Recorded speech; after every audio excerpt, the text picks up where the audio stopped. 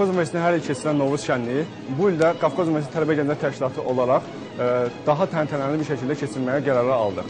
Bu Novruz şənliyini keçirməkdə əsas tələbələrin böyük rolu vardır.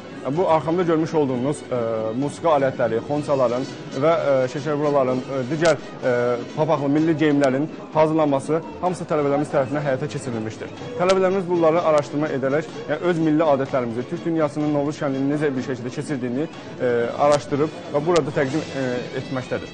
Bununla yanaşı bizim Novruz şənliyi ilə bağlı konsertimiz və digər aktivitələrimiz olacaqdır. Onu da bildirmək istərdik ki, Qafqaz Universitetində Tələbə Gənclər Təşkilatı bu tipli orqanizasiyonları bir çox dəfə təşkil etmişdir. Həmçinin Qafqaz Universitetinin, Azərbaycan xalqının Novruz bayramını təbrik edirəm. Görmüş olduğunuz bu arxasında bizim Tələbə Gənclər Təşkilatının görüşəsi təşkil olunmuşdur.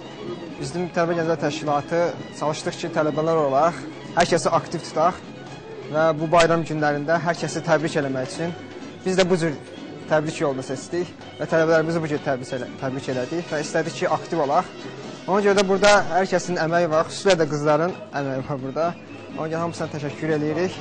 Bütün iştirakı olan bütün Tələbə Gənclər Təşkilatımızın bütün üzvlərinə təşəkkür edirik. Bayramlarını hamısının, universitet müəllimlərinin, tələbələrimizin bayramını təbrik edirik. Hamımızın bayramı mübarək olsun.